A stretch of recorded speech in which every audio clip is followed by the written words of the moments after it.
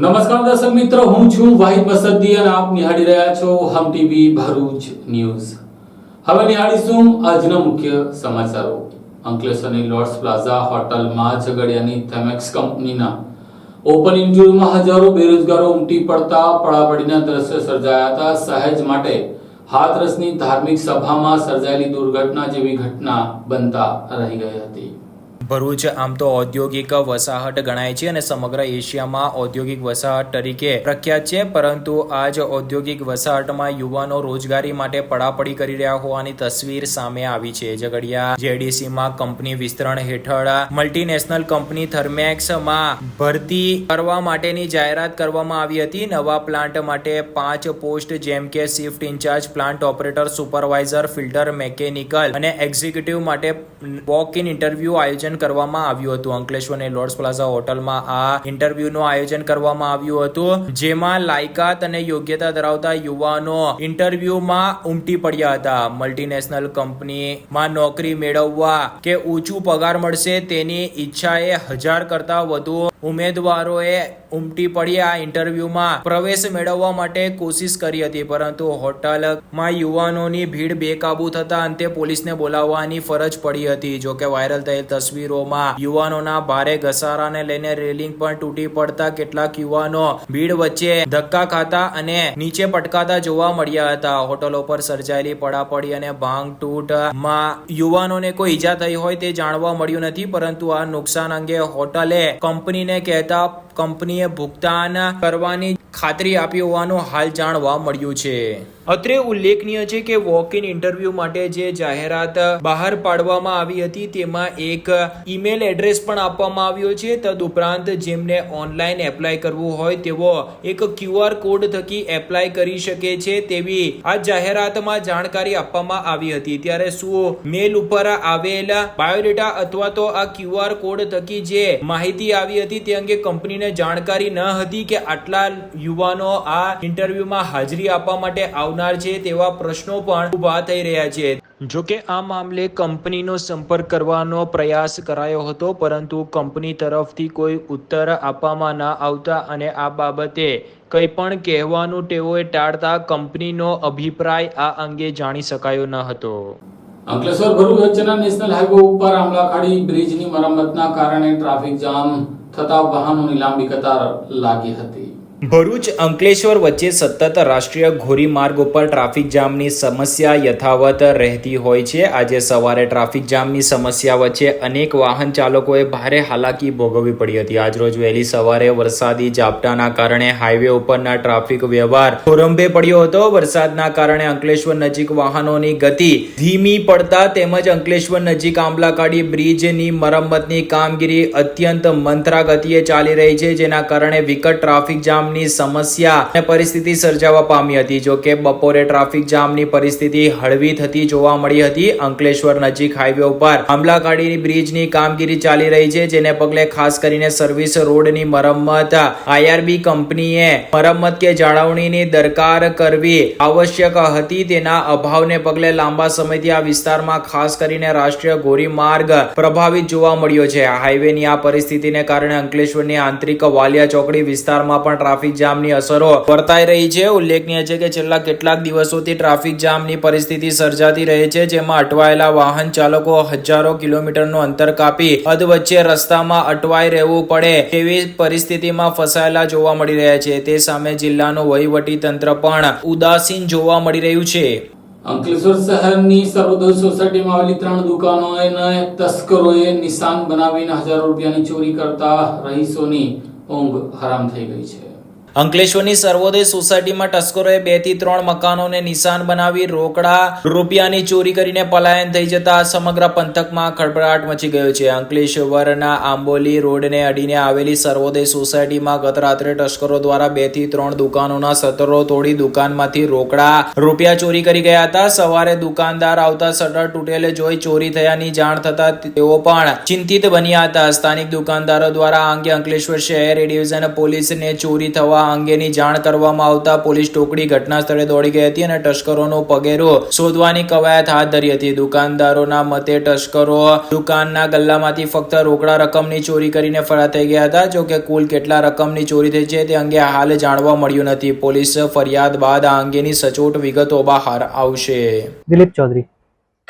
क्या हुआ है आप આજ સવારમાં 3 વાગે यहाँ ચોરી થઈ ગઈ આપણે દુકાને 3:30 વાગે.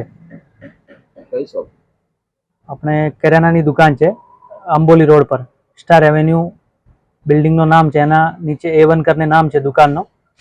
આમાં તોડી દીધા તાળા. બીજી 2 દુકાન પણ છે, એક પંચરવાળાની છે આ બાજુમાં છે, બીજી એક સામે દુકાન છે આ પણ કિરાણાની છે, એના પણ 3:30 વાગે તોડી દીધા તાળા. पुलिस ने जान पड़ी तुम्हें? પોલીસને જાણકારી આપી દીધી સવારમાં, કેસ બધો લખાવી દીધો, આવ્યા અહીંયા ઇન્ટરવ્યુ લીધો, બધો ચેક કરીને જાવીએ. અંકલેશ્વર શહેર બી ડિવિઝન પોલીસે રાજપીપળા ચોકડી નજીકથી પિકઅપ બોલેરો જીપમાંથી શંકાસ્પદ ચોરીના લોખંડના ભંગાર સાથે ચાલકને અટક કરી હતી, જ્યારે રીઢા ભંગારીયાની પણ અટક કરી હતી. અંકલેશ્વર બી ડિવિઝન પોલીસે તાજેતરમાં રાજપીપળા ચોકડી પાસે એક પિકઅપ બોલેરો જીપમાંથી શંકાસ્પદ લોખંડના ભંગાર સાથે ચાલકની અટકાયત કરી હતી. આ ગુના સંદર્ભે રીઢા ભંગારિયા મોન્ટુ પાસવાનની પોલીસે અટકાયત કરી છે. 2 દિવસ અગાઉ અંકલેશ્વર શહેર બી ડિવિઝન પોલીસે રાજપીપળા ચોકડી પાસેથી પિકઅપ બોલેરો જીપમાંથી લોખંડના મોટા ટુકડા આશરે 420 કિલોગ્રામના જથ્થા સાથે ટેમ્પો ચાલકની અટકાયત કરી હતી. તેની પૂછપરછમાં આ લોખંડનો ભંગાર ગડકોલના ભંગારીઓ મોન્ટુ પાસવાન હોવાનું બહાર આવતા પોલીસે તેની અટકાયત કરી કાયદેસરની કાર્યવાહી હાથ ધરી છે. સાથે જ આ દિશામાં તપાસ આગળ વધારી છે.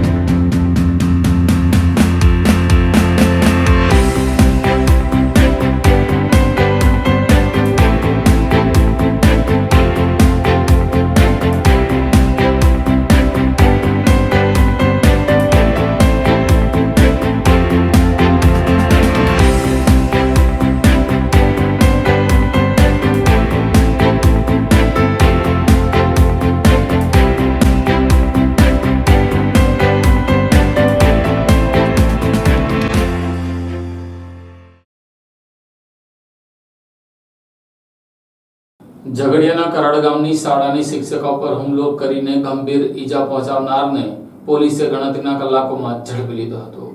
ઝઘડિયા તાલુકાના કરાડ ગામની પ્રાથમિક શાળાની શિક્ષિકા પર ગામના જ એક ઈસમે માથામાં લાકડી અને ફટકા મારીને બેભાન કરી તેણીનો હાથ ફ્રેક્ચર કર્યો હોવાની ઘટનામાં ઝઘડિયા તાલુકા પ્રાથમિક શિક્ષક સંઘે ઝઘડિયા મામલતદારને આવેદનપત્ર પાઠવી શિક્ષકોની સલામતી અને સુરક્ષા બાબતે માંગ કરી છે. પ્રાપ્ત મળતી વિગતો મુજબ અંકલેશ્વર ખાતે રહેતા દીપાલીબેન પરમાર ઝઘડિયા તાલુકાના કરાડ ગામે પ્રાથમિક શાળામાં શિક્ષિકા તરીકે નોકરી કરે છે. ગતરોજ તારીખ 10મીના રોજ તેણી ઉપર ગામના જ મેલા નટવર વસાવાએ લાકડીથી હુમલો કર્યો હોવાના આક્ષેપો થયા છે. શાળા છૂટવાના સમયે કરાડ ગામના મેલાભાઈ નટવરભાઈ વસાવાએ તેમના હાથમાંનો એક લાકડું લઈને આવ્યા હતા અને દીપાલીબેનને માથામાં સપાટો મારી દીધો હતો. ઉપરાંત મેલા વસાવાએ શિક્ષિકાને હાથ ઉપર પણ હુમલો કરતા તેમને ફ્રેક્ચર થયું હતું. સદર હુમલાથી શાળાના બાળકોએ બૂમાબૂમ કરતા તેઓ ભાગી ગયા હતા. ઈજાગ્રસ્ત શિક્ષિકા દીપાલીબેનને અવિધા સરકારી દવાખાને સારવાર માટે લઈ ગયા હતા. ત્યારબાદ તેમને વધુ સારવાર માટે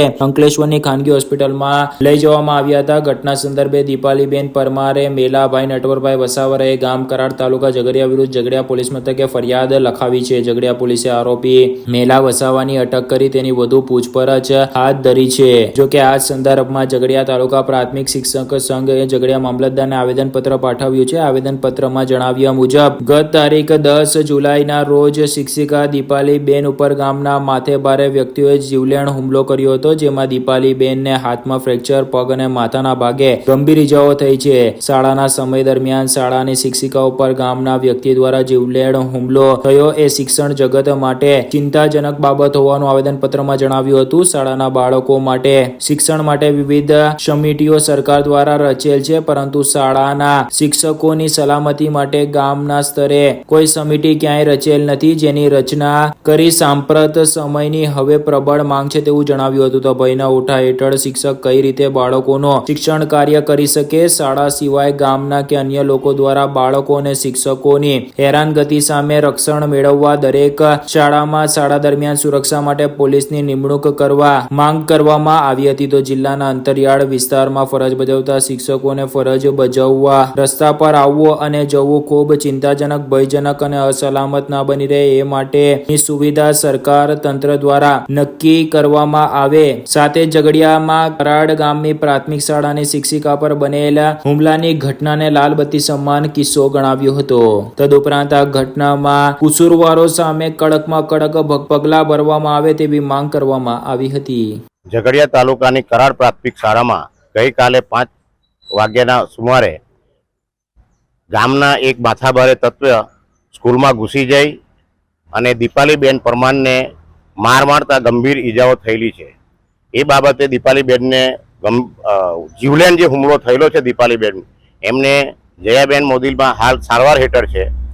અને આજરોજ અમે ઝઘડિયા તાલુકા પ્રાથમિક શિક્ષક સંઘની આજે જે ટીમ છે એ ટીમ મહેરબાન પ્રાંત અધિકારી સાહેબ અને મામલતદાર સાહેબને એક આવેદનપત્ર આપીએ છીએ કે ઝઘડિયા તાલુકાના આવા જે પણ મોટા ગામડાઓ છે, જે સંવેદનશીલ ગામડા છે, એમાં તાત્કાલિક પોલીસ બંદોબસ્ત મૂકવામાં આવે. અને કરાડ પ્રાથમિક શાળામાં તો દીપાલીબેનને એટલી હદે માર મારવામાં આવેલા છે કે આજે બેન ત્યાં શાળાએ ભવિષ્યમાં સારી થશે તો શાળાએ જવા પણ તૈયાર નથી. અને આજે મૃત્યુની હાલતમાં જયાબેન મોદીની હોસ્પિટલમાં પડેલ છે. ગુજરાત રાજ્યની અંદર અને ઝઘડિયા તાલુકાની અંદર કોઈ શિક્ષક પર આવો જીવલેણ હુમલો કરવામાં આવેલો હોય એ આ પ્રથમ બનાવ છે. એટલે તાત્કાલિક અમે આ બાબતે જિલ્લા સંઘ પણ ડીએસપી કચેરી, કલેક્ટર કચેરી રજૂઆત કરવાના છે. પણ આજે અમે શાળાએ જઈને મુલાકાત કરી તો ત્યાં બાળકોએ પણ એટલા ગભરાઈ ગયેલા છે કે શાળાએ આવતા એ ડરે છે.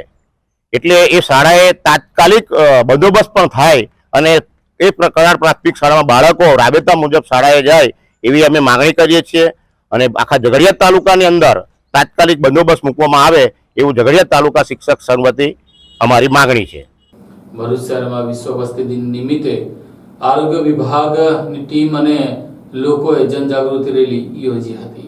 ભરૂચ શહેરમાં વિશ્વ વસ્તી દિવસ નિમિત્તે રેલીનું આયોજન કરવામાં આવ્યું હતું. ભરૂચ જિલ્લામાં વિશ્વ વસ્તી દિન નિમિત્તે દર વર્ષની જેમ રેલવે સ્ટેશનથી આ રેલીનું આયોજન કરવામાં આવ્યું હતું, જેમાં જિલ્લા કક્ષાની રેલી સવારે ભરૂચ રેલવે સ્ટેશનથી શરૂ થઈ સિવિલ હોસ્પિટલ સુધી યોજાઈ હતી, જેમાં શાળાના બાળકો સહિત અન્ય નાગરિકો તેમજ જિલ્લા આરોગ્ય ખાતાના અધિકારીઓ, કર્મચારીઓ જોડાયા હતા. રેલીમાં બેનરો સાથે વસ્તી નિયંત્રણ માટેના સૂત્રોચ્ચાર કરી શહેરીજનોને જાગૃત કરવામાં આવ્યા હતા. આ પ્રસંગે જિલ્લા આરોગ્ય અધિકારી બી.આર. દુલેરાએ કંઈક આ પ્રમાણે જણાવ્યું હતું.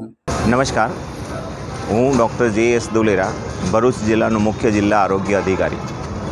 ભારત દેશની મૂળભૂત સમસ્યાઓમાં વસ્તી વધારો પણ એક સમસ્યા છે. આ વસ્તી વધારાની સમસ્યાને દૂર કરવા માટે દર વર્ષે 11મી જુલાઈએ વિશ્વ વસ્તી દિવસની ઉજવણી કરીએ છીએ અને એમાં કુટુંબ નિયોજનની પદ્ધતિઓની જાગૃતિ લાવીએ છીએ. અને એ જનજાગૃતિના ભાગ સ્વરૂપે આજ રોજ અમે ભરૂચ રેલવે સ્ટેશનથી માંડીને સિવિલ હોસ્પિટલ સુધીની એક રેલી યોજવામાં આવેલી છે. અને એનાથી જનજાગૃતિ વધશે અને બહોળી સંખ્યામાં લોકો કુટુંબ નિયોજનની પદ્ધતિઓ અપનાવશે એવો મને વિશ્વાસ. ડેડિયાપાડા મૂવી રસ્તા બાબતે નર્મદા જિલ્લા કલેક્ટરને આમ આદમી પાર્ટીના આગેવાનોએ આવેદનપત્ર પાઠવી રજૂઆત કરી હતી. ડેડિયાપાડા અને મોવી રસ્તા બાબતે આમ આદમી પાર્ટી દ્વારા આજે જિલ્લા કલેક્ટરને આવેદનપત્ર આપીને રજૂઆત કરવામાં આવી હતી. મોવીથી મોવી ડેડિયાપાડા રોડના રિપેરિંગ કામ અર્થે તારીખ 4/7/2024 થી 30/9/2024 સુધી વાહન વ્યવહાર બંધ કરી ડેડિયાપાડાથી રાત્રિપલાનો વાહન વ્યવહાર ડેડિયાપાડા, નિવાલદા, નિકટ અને નેત્રંગ થઈ મોવી તથા રાજપાડીથી ડેડિયાપાડા જતા વાહનો અને મોટી ખરાટ કાંટીપાડા નેત્રંગથી ડેડિયાપાડા ડાયવર્ઝન આપી ડાયવર્ટ કરવામાં આવેલ છે. ઉપરોક્ત જાહેરનામાથી કાર્યપાલક ઇજનેર માર્ગ અને મકાન વિભાગ રાજપીપળા અને પોલીસ અધિક્ષક નર્મદાની સૂચનાથી મૂવી અને ડેડિયાપાડા ખાતે લોખંડની ચેનલો અને એંગલો ઉપર ઉભાર કરવામાં આવી છે, જેના કારણે આ રૂટ પર ચાલતી બસ, 108 એમ્બ્યુલન્સ, સબવાહિની જેવી આવશ્યક સેવા માટે પણ નેત્રંગ થઈને જવું પડે છે, જેના કારણે ઇમરજન્સી કેસ રસ્તે મૃત્યુ પામતા હોય છે. કેટલાક બહેનોની ડિલિવરી પણ રસ્તે થવાના કિસ્સા સામે આવ્યા છે. ત્યારે મૂવીથી ડેડિયાપાડા રૂટ પરના ગામડાઓના અપડાઉન કરતા વિદ્યાર્થીઓ અને મકાન બાંધકામ મટીરીયલ તેમજ ખેતી સામગ્રી લાવતા લોકોને ઘણી હાલાકીનો સામનો કરવો પડે છે. તેવી સ્થાનિક લોકોની રજૂઆતને લઈને આવશ્યક સેવાઓ જેવી કે બસ, 108 એમ્બ્યુલન્સ સબવાહિની રૂટ પર ગામડામાં બાંધકામ મટીરીયલ અને ખેતી સામગ્રી માટે મૂવી ડેડિયાપાડા રૂટ બ્લોક કરવાની માંગણી કરી હતી. આજ રોજ અમે નર્મદા જે રાજપીપળા કલેક્ટર ઓફિસ છે ત્યાં કલેક્ટર સાહેબશ્રીને, એસપી સાહેબશ્રીને અને કાર્યપાલક ઇજનેર સાહેબને અમે આવેદનપત્રમાં આપવામાં આવ્યા છે. કેમ કે છેલ્લા 4/7/2000થી જે ડેડિયાપાડા અને મૂવીનો જે રસ્તો છે એ 2 મહિના માટે એ લોકોએ બંધ કરી દીધો છે. તો ત્યાં ગાડી જે આવતા જતા વાહનો છે, બસ છે, 108ની સુવિધાઓ છે, જેવા એમ્બ્યુલન્સ અને જે ખેડૂતોને હમણાં ખાતર પાણી અને બીજી બધી સુવિધાઓ માટે અને જે બાળકો સ્કૂલ કોલેજોમાં જાય છે એમને પણ આપણે મૂવીથી નિવાલદા સુધી અને નેત્રંગ રહીને આખું ગોલ ફરીને એ લોકોએ આવવું પડે છે. છેલ્લા 15-20 દિવસથી પોલીસ તંત્ર દ્વારા આગળ લોખંડના એંગલો મારી અને જે કાર્યપાલક ઇજનેર છે એમણે પણ રસ્તો ડેડિયાપાડાથી મૂવી સુધીનો બંધ કરી દીધો છે. એના લીધે ઘણી બધી અમને મુશ્કેલી પડી રહેલી છે. હજુ ચોમાસાની શરૂઆત થતી નથી, ત્યાર પહેલાં તો માંડ હજુ 1 કે 2 વાર વરસાદ પડ્યો છે. તો આ રસ્તો ગયા વર્ષે જ બનાવવામાં આવ્યો હતો. તો એવી તો એન્જિનિયરો દ્વારા એવી તો એ રસ્તામાં કેવો માલ મટીરિયલ વાપર્યો કે જે રસ્તો ફક્ત 1 થી 2 વર્ષમાં તૂટી ગયો અને જેને છેલ્લા અઠવાડિયા 10 દિવસથી એને બંધ કરી દીધો છે. અને 2 મહિના સુધી જ્યારે ચોમાસું પૂરું થશે ત્યારે એ લોકો રસ્તો ચાલુ કરવાના છે.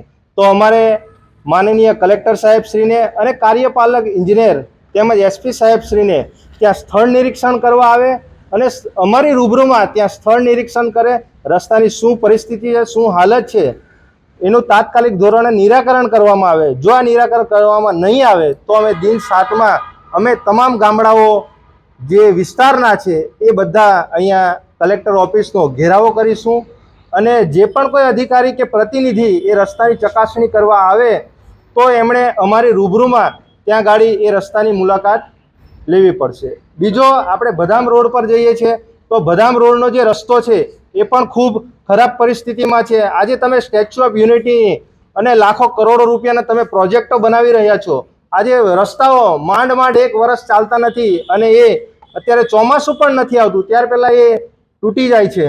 તો આ તંત્રની ક્યાંક ને ક્યાંક મિલીભગત છે. તંત્ર અને જે પ્રતિનિધિઓ છે એ ક્યાંય ને ક્યાંક અહીંયા સંડોવાયેલા છે એવું અમને જોવા મળી રહ્યું છે. જિલ્લા જે અધિક કલેક્ટર છે નર્મદાના, તેમણે પોતાના જાહેરનામામાં નબળા નાળાઓનો ઉલ્લેખ કર્યો છે કે જર્જરિત છે અને મોટા અકસ્માતનો ભય છે, એ પ્રકારના કારણો બતાવ્યા છે. તો તમારું કોઈ નિરીક્ષણ તમે કર્યું છે કે ત્યાં આવી પરિસ્થિતિ છે ખરી?